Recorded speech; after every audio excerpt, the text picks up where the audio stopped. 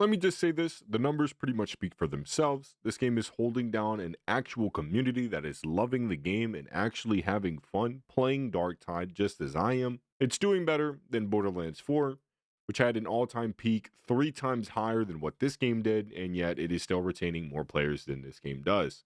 Now, if you do get into the game, know that the game is better than when it launched. If you played the game at the start, this game is about 3 times better. And let me show you some of the features on why you should possibly get back into this game to come play Darktide.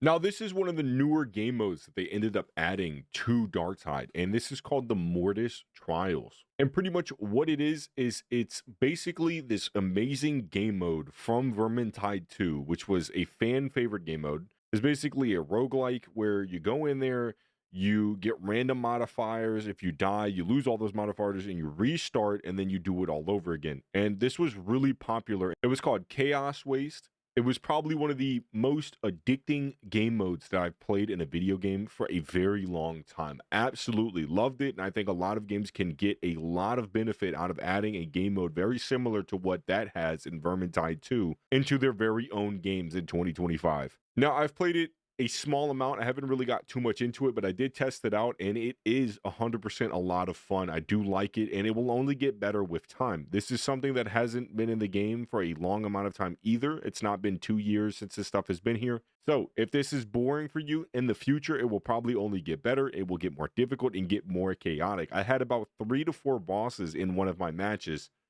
And I was sitting there with my mouth open, just watching all the chaos unfold as grenades were exploding everywhere, lightning was going off, chaining off every enemy.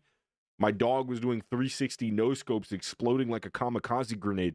It was absolutely amazing. One of the other game modes would be the Havoc mode in this game. Now, apparently, this is if you want more difficult challenges that you have to adjust to doing. I think this is somewhat what that is. Sort of like if you ever played Borderlands, you had OP levels, and this is kind of somewhat what like OP levels are. Or in Borderlands 3, I forgot what it's called, but it's something similar to the OP levels in that game. Now, I haven't really done this, so don't take my word for it, but this is just what I've seen. And as you get higher, you get rewards for completing these set assignments, but then it gets more and more difficult the higher you go. And people were reaching crazy amounts of difficulty within this by pushing themselves to the limit and playing with the best people they can possibly find. This will challenge you 100% as it challenged me. They have done a lot of work to this. When it first released, this is completely different than what I used to see. The UI is completely different in the game. They've done a lot to change it, to make it look better and to make it look easier on the eyes. So for those people that like to push themselves and see what they can possibly achieve, this is something for you to come back and experience and have an insanely good time while doing. Another thing is the difficulty, right? Back when I played about, I think a year ago, I think it was about a year ago that I ended up playing this game. And for me, what the problem was is when you go through these difficulty, right? This is all changed and completely different than when I experienced it about a year to a couple of months ago. They now have it to where you have to go through every single difficulty by completing it a low amount of times, maybe like 5 to 7 times.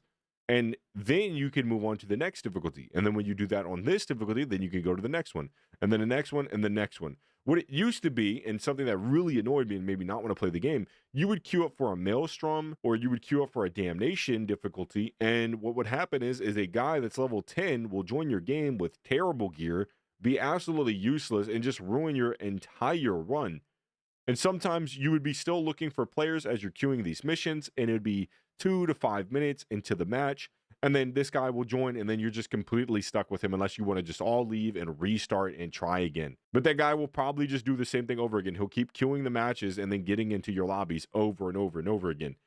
They've somewhat managed to fix that. And this is a pretty good system because you'll go through this.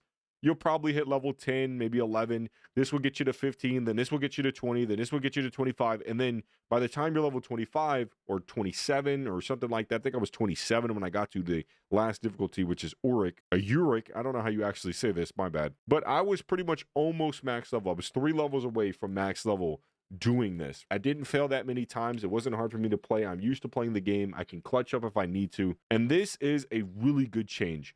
On top of that, the UI looks amazing and looks way more crisp than it did back in the day. This looks absolutely amazing. The gold for the modifier that is on the mission, You have the Maelstrom with the big green lights to let you know that this mission is different from all the other ones. This is one of the most difficult ones that you can possibly end up having, is this Maelstrom type of mission. So if you ever want to get back into the game, it's a lot easier to play. If you want to do those harder difficulties, you're not going to be getting griefed by lower level players all the time. They'll at least be somewhat near your level, if not maxed. So that is another good feature that they ended up adding to the game. Now you also have these special assignments. Now I don't really know what these are. I think this is sort of a storyline, and you go from this mission to this mission to this mission, and you continue on, and you do every single mission that you can possibly do. I think it branches off. This is like a different storyline, then this is a different storyline. Now, I don't know. I've never really messed with this. I don't know what this is. Remember, I'm still coming back to the game and seeing all this for the first time as well.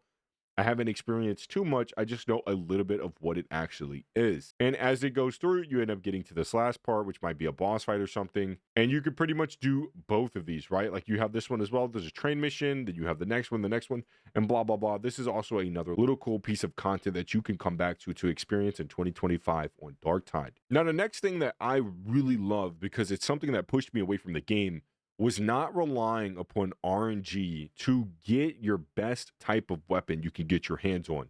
You see, I saw other players when I was playing the game get lucky, and they would do like 3 missions and get like the greatest weapon possible. And me, who was playing for hundreds of hours, barely had anything that was actually exceptional compared to everyone else. It made me feel demotivated to play. Eventually, they ended up adding this system that should have been in the game because it was in other games like Division, and previously we've had tons of games that have had systems just like this, where you level up this weapon, right? And as you use it, you come over here to the masteries tabs in your menu, and these weapons that you end up playing with, let's say I put on the shock maul and suppression shield. As I play with this weapon, I get XP for completing missions while it's equipped. Or I can do an alternate version where I can sacrifice weapons. As you see, sacrifice weapons, select a weapon type to increase its mastery level by sacrificing any weapons from your inventory.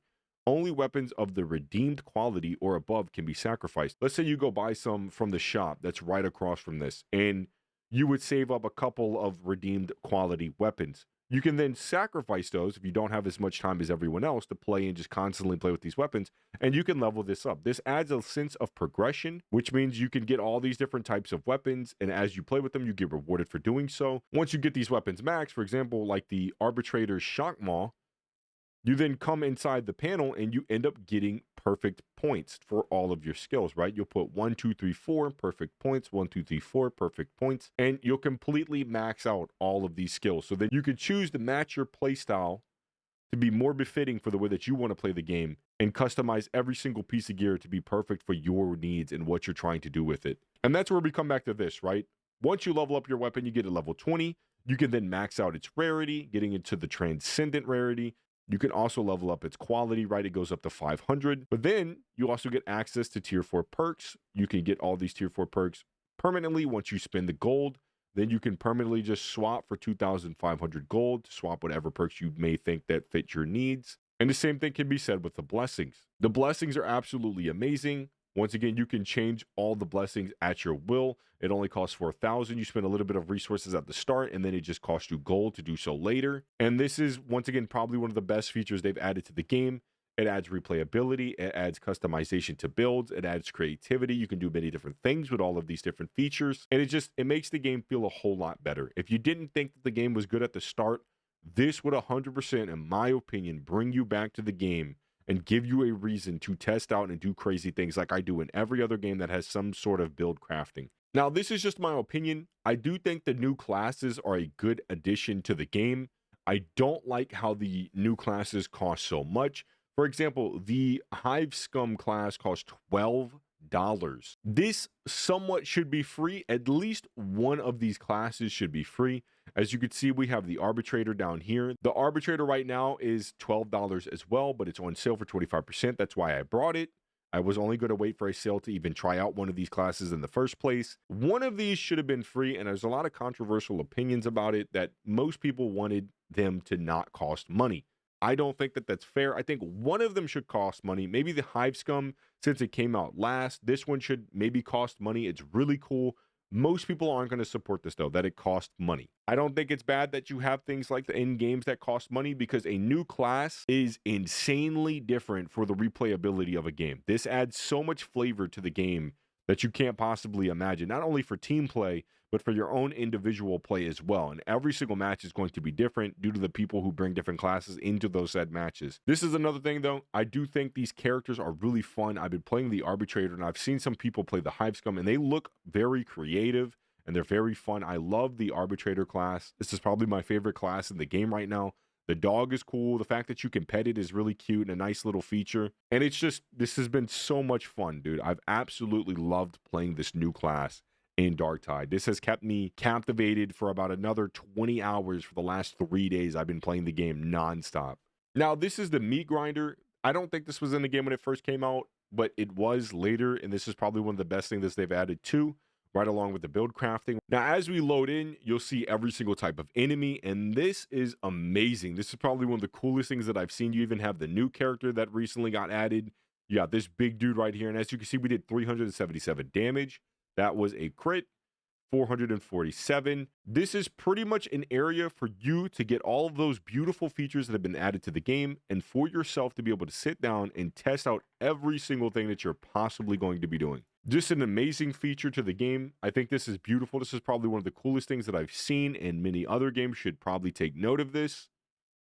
Oh my gosh, we just one-tapped that dog. And I know for a fact a lot of you aren't going to like the game. Most of you are going to think that Darktide is probably still bad. I'm telling you, as somebody that's played the game for a long amount of time, at the start, the game was terrible. And even towards maybe 1 year into the game's life cycle, it was still pretty bad. Darktide is on sale 75% off. You can end up getting the game for $10. Definitely, in my opinion, if you have nothing to do, no games seem interesting, you want something that's crazy and insanely fun and chaotic to play, I suggest that you give Warhammer 40k Darktide a chance. For about $11, you can get this on Steam. And as you can see, you have until January 5th, if you see this video, to get this sale and to experience Darktide. You can also get the Arbitrator class, which is the one with the dog, one of the newer classes that came to the game besides the Hive Scum.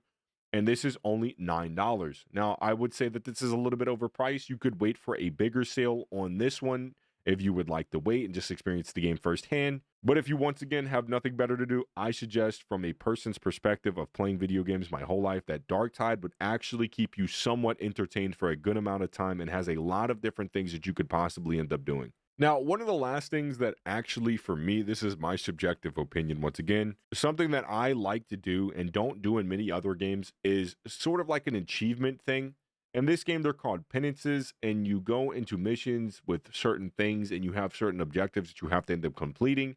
There's like a form of a battle pass at the bottom. They also added some more things that you can possibly get for your account. As you can see at the bottom, these are some of the things that you could get. It's just like little pieces of gear or fashion here and there. It's nothing too amazing, but still, if you don't have the money or you don't want to buy something, this will give you some things that you could possibly end up using if they're to your taste and your liking. Now, for example, there's some challenges here, and if you want to push yourself, like I said, to those people that actually have a sense of progression and they want to go out of their way to do some crazy things. Just for example, like the current assignments will, if you want to do the Havoc missions, this is something that can push you to your limits as well. But the penances will kind of have you doing things for a long period of time, and some of these will take you a long amount of time to actually be able to complete. As you could see, complete 100 missions without anyone being downed. This is really difficult, but you could probably do this on the easiest difficulties if you get lucky and your teammates are trolling you.